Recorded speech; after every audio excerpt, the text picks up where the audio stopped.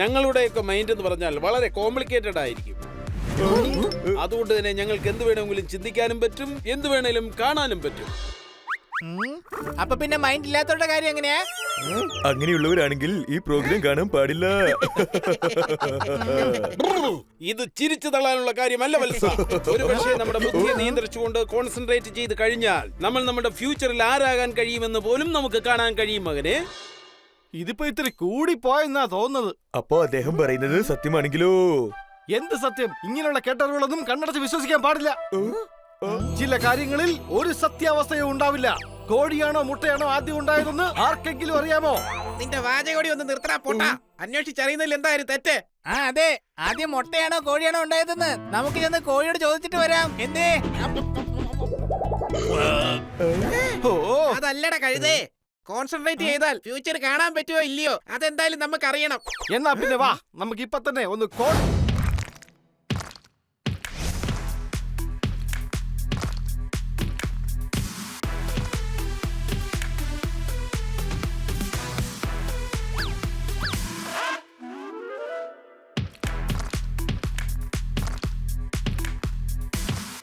Honey, bunny, Popat, നിങ്ങളൊക്കെ ഇത് എവിടെയാണ്?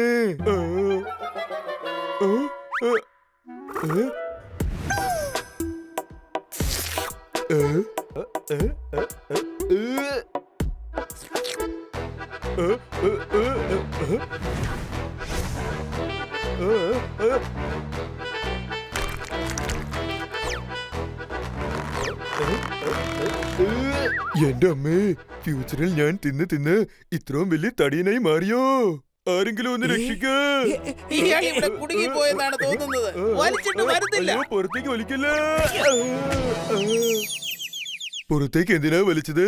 അകത്തേക്ക് തള്ളിയാ പോരായിരുന്നോ? ഇനിയിപ്പോ ഞാൻ എങ്ങനെയാ കഴിക്കുക? അയ്യോ, നിങ്ങളുടെ ബില്ല്. അതിന് ഞാൻ ഇവിടുന്ന് ഒന്നും കഴിച്ചില്ലല്ലോ. ഇതാ ഡോറിന്റെ ബില്ലാണ്. കഴിച്ചതിന്റെ ബില്ല് പിന്നെ തരുന്നതാണ്.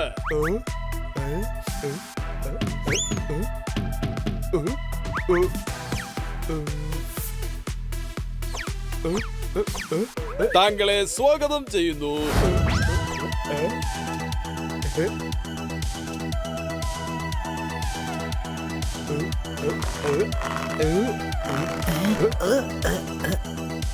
തരൂ, സാധനം ഞാൻ പിടിച്ചോളാം. ഇതാ നിങ്ങൾ വാങ്ങിയ സാധനം എടുത്തോളൂ. Thank you.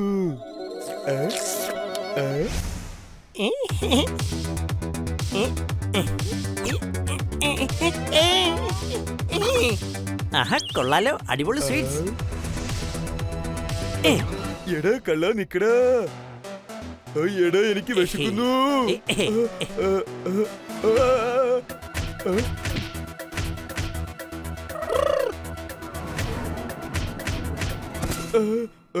തിന്ന് തിന്ന് ഇത്രയും വലിയൊരു തടിയനായി മാറാൻ പാടില്ലായിരുന്നു.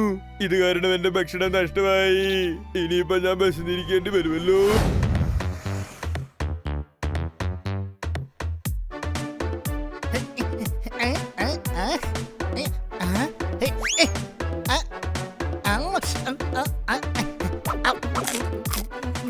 താൻ എന്തായി കാണിക്കുന്നേ?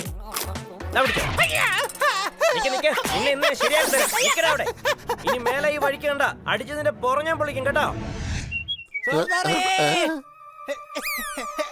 നിങ്ങളൊക്കെ കൂടി എന്നെ പറ്റിക്കായിരുന്നല്ലേ? ആ പലഹാര കടക്കാരൻ ഞാൻ ലഡ്ഡു കഴിക്കുന്നത് കണ്ടു, എന്നിട്ട് എന്നെ തല്ലി. എന്നെ കാണാൻ പറ്റുന്നുണ്ടോ? അല്ല, ആരാ നിങ്ങള്? എന്തായി പറയുന്നേ? കാണാൻ പറ്റുന്നില്ലല്ലോ. ഞാൻ ഹണിയാണ്. എടാ, ഞാൻ നിന്റെ മുമ്പിൽ തന്നെയല്ലേ നിൽക്കുന്നേ. ഹണി, എനിക്ക് നിന്നെ കാണാനേ പറ്റുന്നില്ല. അപ്പൊ പിന്നെ ആ കടക്കാരൻ എങ്ങനെ കണ്ടേ? ഹണി, അയാളെ കുറ്റം പറയാൻ പറ്റില്ല. നീ ഒരു കഴുത തന്നെയാണ്. ഓക്കെ, അപ്പൊ ആരാണ് കഴുതകൾ? അവർക്ക് എന്നെ കാണാൻ പറ്റില്ല അല്ലേ? അതായത് നിങ്ങളെല്ലാരും കഴുതകളാണെന്നാണോ? ഇല്ല, അതായത് നിന്നെ ആ പലഹാരക്കടക്കാരനെ കാണാൻ കഴിഞ്ഞിട്ടില്ല. പക്ഷെ ലഡ്ഡു കുറഞ്ഞു വരുന്നത് അയാൾ കണ്ടല്ലോ. അയാളത് കണ്ട വെപ്രാളത്തായിരിക്കും തല്ലിയത്. അങ്ങനെയായിരിക്കും നിനക്കത് കൊണ്ടത്. അപ്പൊ അയാൾ വല്ലാത്ത വെപ്രാളത്തിലായിരുന്നു സോർദാറെ. വല്ലാത്ത അടിയായി പോയി അടിച്ചത്. എന്നെ ഉറപ്പായിട്ടും കാണാൻ പറ്റുന്നില്ലല്ലോ അല്ലേ? ഇല്ല ഇല്ല. ഇതെത്ര വരലുണ്ട്? വിരലോ വിരലെവിടെ? അയ്യോ ഞാൻ ഓർത്തില്ല, ഞാനൊരു കഴുത തന്നെ. എന്നെ തന്നെ കാണാൻ പറ്റുന്നില്ലെങ്കിൽ പിന്നെ എങ്ങനെ എന്റെ വിരല് കാണുന്നേ?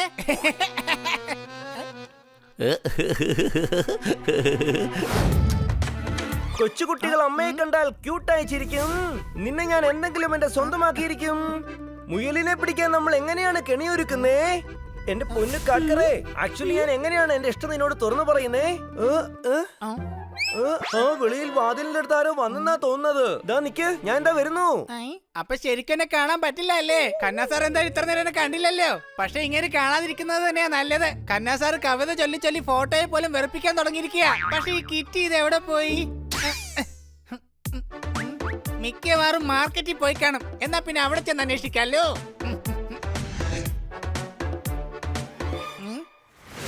നിന്നെ കണ്ടപ്പോൾ മുതൽ എന്റെ മനസ്സിന്റെ കടായിൽ സ്നേഹമെന്ന പരിപ്പ് തിളച്ചുകൊണ്ടിരിക്കുകയാണ്. എന്റെ കണ്ണെന്ന പഞ്ചസാര ലായനിയിൽ രസഗുള പോലെ നീ നീന്തുകയാണ്.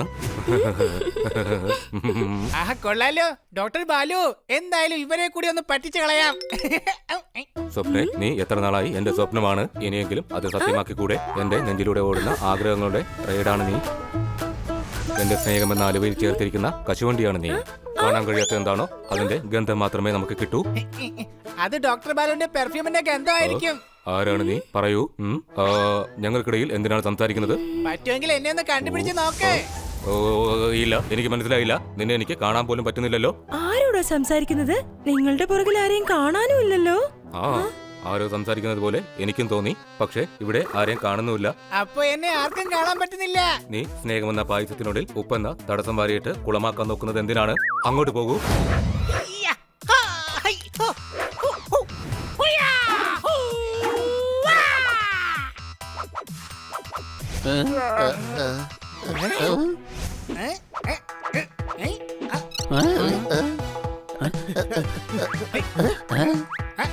ഹലോ, കണ്ടോ ഞാൻ എങ്ങനെയൊക്കെയാ പ്രാക്ടീസ് ചെയ്യുന്നെന്ന്? നിങ്ങൾ എല്ലാരും കണ്ടോ?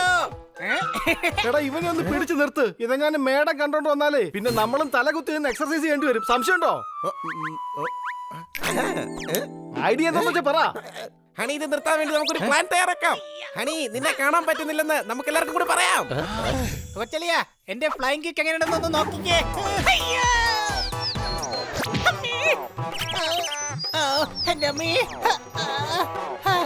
ഹണി, നീ ഹിറ്റാണ്.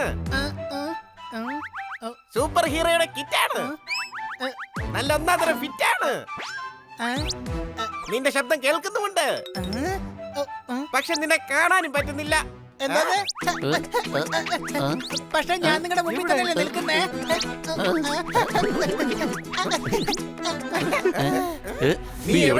അയ്യോ എന്റെ അമ്മേ, ഞാൻ എക്സർസൈസ് ചെയ്ത് മറ്റുള്ളവർ കാണാതിരിക്കാൻ മാത്രം അത്രയ്ക്കങ്ങ് മെലിഞ്ഞു പോയോ? ഭാഗ്യം ചിലർക്ക് മാത്രമേ ഇങ്ങനെ ഒരു അവസരം നൽകാറുള്ളൂ.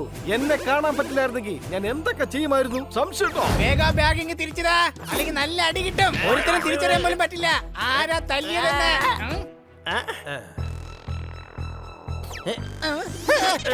നിങ്ങൾ എങ്ങനെ എന്റെ വാലി പിടിച്ചത്?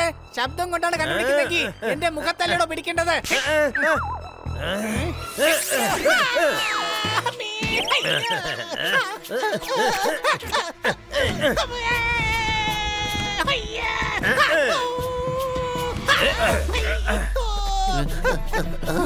കുട്ടികൾ അവിടെയുണ്ട്.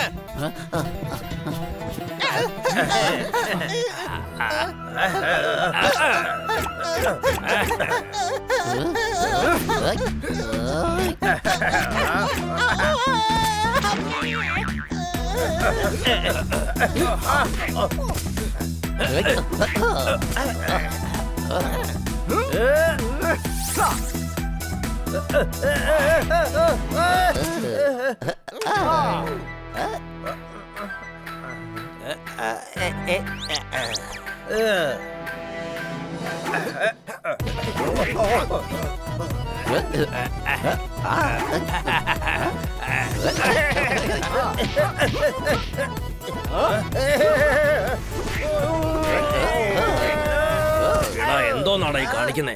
ഡോഗിന്റെയും പൂച്ചയുടെയും കടി വാങ്ങിക്കുവാണോ നീ? ഞാനൊരു പെറ്റ് ലവറാണ്. എനിക്ക് ഇവരുടെ ദേഹത്ത് കൈവെക്കാൻ പറ്റില്ല. കൊള്ളാലോ, താങ്കൾ ദയാലുവാണ്, നല്ലവനാണ്, ശുദ്ധനുമാണ്. ചുരുക്കി പറഞ്ഞ താങ്കൾ ഒരു ഗുണ്ടേ അല്ല. ഞാൻ നിവർത്തികേട് കൊണ്ട് ഗുണ്ടായി മാറിയതാണ്. ഞങ്ങളും നിവർത്തികേട് കൊണ്ടാണ് അടിക്കാൻ പോകുന്നത്. ദാ പിടിച്ചോ.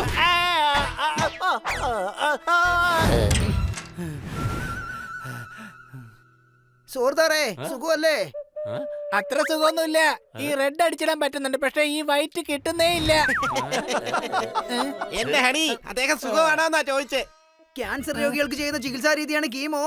സുഹൃത്താറേ, ഞാനൊരു ജോലി ഏൽപ്പിച്ചാൽ നിനക്കത് ചെയ്യാമോ?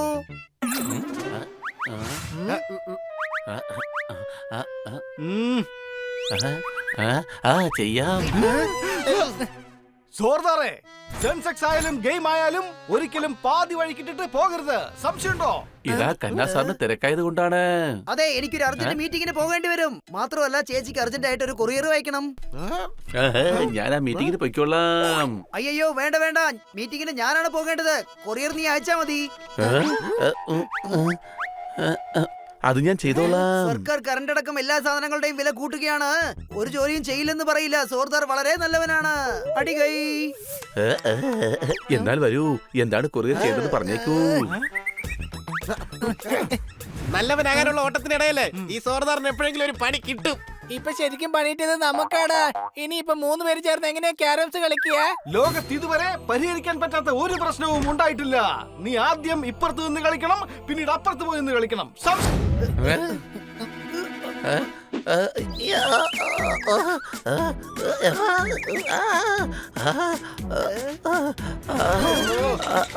ഈ ജോലി നിനക്ക് പറ്റുമോ? പറ്റും പറ്റും. ഇല്ല ഇല്ല പറ്റും പറ്റും. ഇല്ല ഇല്ല.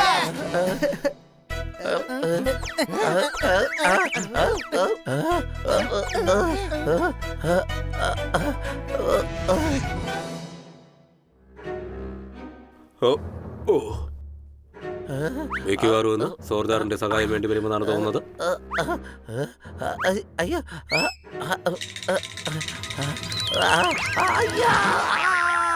ഇവിടെ വരൂ. വേണ്ട വേണ്ട, നിനക്ക് എങ്ങനെ വരാൻ പറ്റും? നീ ആ ബോക്സിന്റെ അടിയിലായിട്ട് സോക്സ് പോലെ അരഞ്ഞിരിക്കുകയാണ്.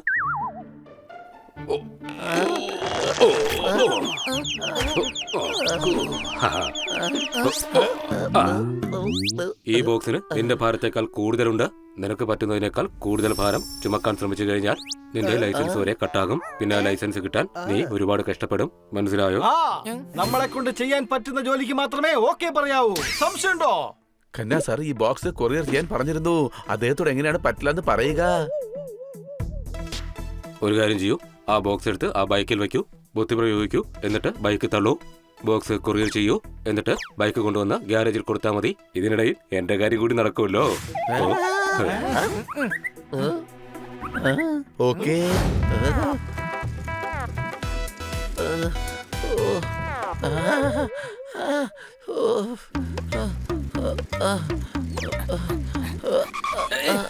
എടാ സോർദാറേ, നീ മാർക്കറ്റ് വഴിയാണോ പോകുന്നത്? അതെ. രാജപുരിയിലൊക്കെ ബസ് പിടിക്കണേ. ഞാനിപ്പോ വൈഫിനെ കൊണ്ട് വരാം. ഓക്കെ.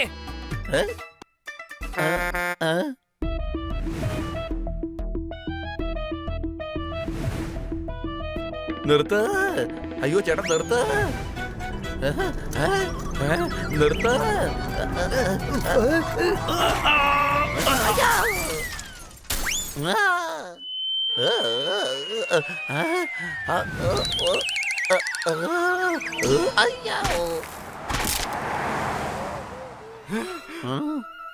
അയ്യോ, ആക്സിഡന്റ് ആയി.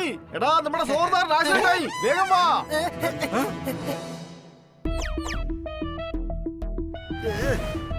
എടാ, എന്റെ ബസ്സിൽ തന്നെ വന്ന് ഇടിക്കണമെന്നോടാ നിനക്ക്. എടാ, നീ കാരണമാ ഞങ്ങളിപ്പോ ലേറ്റ് ആയത്. ഇവര് കുഴപ്പമൊന്നുമില്ലല്ലോ. ആ പക്ഷെ എന്റെ ബൈക്കിന്റെ ഓരോ പാർട്സും ചെറിയ ചെറിയ ചെറിയ ചെറിയ കഷ്ണങ്ങളായി പോയി. ഇനിയിപ്പോ ഈ ബൈക്കിന്റെ ഓരോ കഷ്ണങ്ങളായി ശരിയാക്കി എടുക്കുന്നതിനേക്കാൾ നല്ലത് ഞാൻ പുതിയ ബൈക്ക് മേടിക്കുന്നതായിരിക്കും. എന്റെ ഹൃദയമാകെ തകർന്നു പോയി. ചേച്ചിക്ക് അയച്ചു കൊടുക്കാൻ വെച്ച മാങ്ങളെല്ലാം ചതഞ്ഞു പോയി.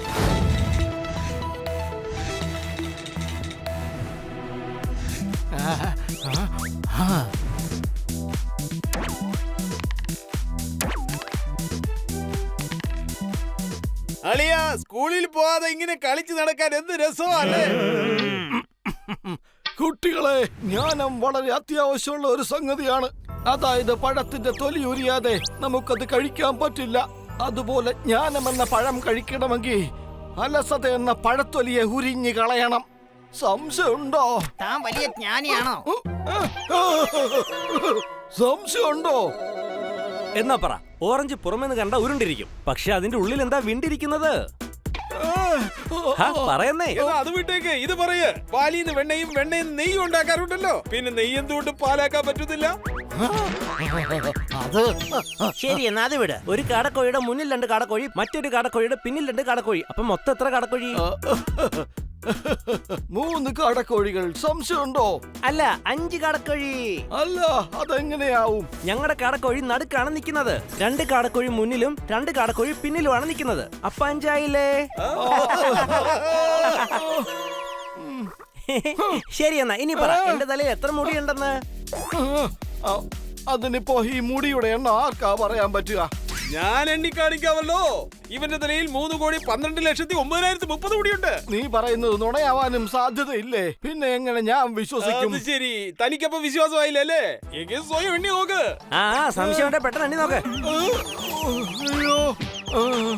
ഈ ഏരിയയിൽ ഞാനൊന്ന് പാർക്ക് ചെയ്യാൻ പോവായിരുന്നു. ഓ ആണോ? എന്നാ ഇനി ഇപ്പൊ ഇവിടെ ഞാൻ പാർക്ക് ചെയ്യും. നേരത്തെ ഞാൻ തന്നെ ഇവിടെ പാർക്ക് ചെയ്തത്. ഇവിടെ പാർക്ക് ചെയ്യേണ്ടത് എന്റെ വിലവെടുപ്പുള്ള കാറാ, മനസ്സിലായോ? അല്ലാതെ എന്റെ പാട്ട വണ്ടി അല്ല. താൻ റോഡിൽ കിടക്കുന്ന ചെളിയാണ്, ചിറകൊടിഞ്ഞ കിളിയാണ്. ശരിക്കും പറഞ്ഞാൽ താനുണ്ടല്ലോ അഹങ്കാരിയാണ്. എന്താ?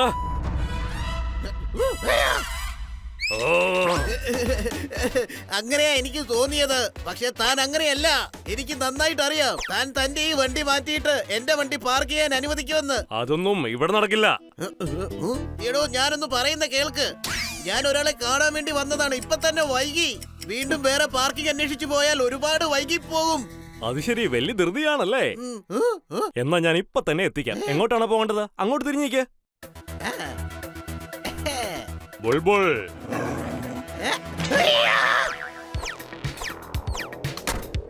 ഇയാൾക്ക് എവിടെയാണോ പോകേണ്ടത് അവിടെ കൊണ്ടെത്തിച്ചിട്ട് വാ. നീ ചെല്ല്.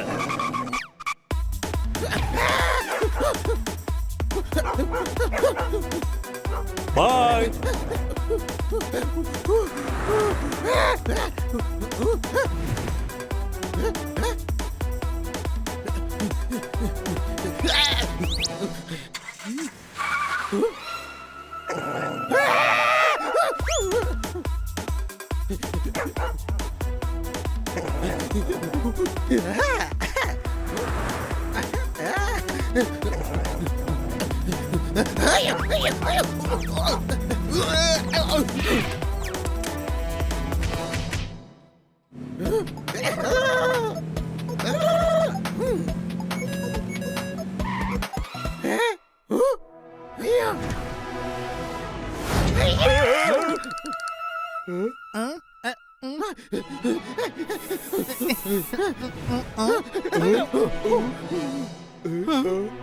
നീ എന്തുവാണ് കാണിച്ചോണ്ടിരിക്കുന്നേ? പേടിച്ചിട്ട് ഇപ്പൊ എനിക്ക് ഹാർട്ട് അറ്റാക്ക് വന്നേനെ. സംശയമുണ്ടോ?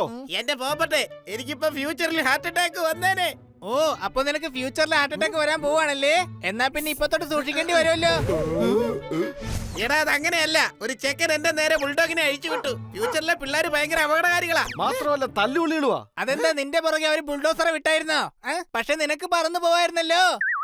എടാ, അവന്മാരെന്നെ കിളി വർത്തിയിട്ടാ വിട്ടത്. നീ അതിന് ഭയങ്കര ഇന്റലിജന്റ് അല്ലേ? ബുദ്ധിപരമായിട്ട് കുറച്ച് ജ്ഞാനം പകർന്നു കൊടുത്താ പോരായിരുന്നോ? വേണ്ടേ, ഞാൻ ഇനി ആർക്കും ഒന്നും പകരുന്നില്ല. ചോദിക്കാതെ ഒരുത്തന് ജ്ഞാനം കൊടുക്കരുത്. ഇനി ചോദിച്ചാലും അത് കൊടുക്കാൻ പാടില്ല. ഇനി ഭാവിയിൽ ഒരുത്തന് ജ്ഞാനം കൊടുക്കുന്നില്ല. ഇന്ന് മുതൽ ഫ്യൂച്ചർ പ്ലാനിംഗ് തുടങ്ങുകയാണ്. നിനക്കെന്താ പറ്റിയേ? ഒന്നുമില്ല, എല്ലാം നോർമൽ ആയിരുന്നു. ഇപ്പൊ എങ്ങനെയാണോ അതുപോലെ തന്നെ അപ്പോഴും. എനിക്ക് ഫ്യൂച്ചറിൽ ഒരു പ്രോബ്ലം ഉണ്ടാവില്ല. ഹണി, നിന്റെ കാര്യം എന്തായി? ഞാനതിന് ഫ്യൂച്ചറിൽ പോയില്ലല്ലോ. എനിക്ക് അതിന് മാത്രം ബുദ്ധിയൊന്നുമില്ലല്ലോ. പക്ഷെ ഞാൻ നിന്റെ വെല്ലിച്ചന്റെ വീട്ടിൽ പോയായിരുന്നു. വെല്ലിച്ചനാണെങ്കിൽ ഞങ്ങൾക്ക് വേണ്ടി 1 കിലോയും നിനക്ക് വേണ്ടി 6 കിലോ മധുരപലഹാരങ്ങളാ തന്നയച്ചിരിക്കുന്നത്. 6 കിലോയോ? പക്ഷേ ഞാൻ ഇത്രയും കഴിച്ചാൽ വല്ലാണ്ട് തടിച്ചു പോവൂലേ? എന്റെ ഫ്യൂച്ചറിൽ എനിക്ക് ആ കള്ളനെ പിടിക്കാനും പറ്റില്ല.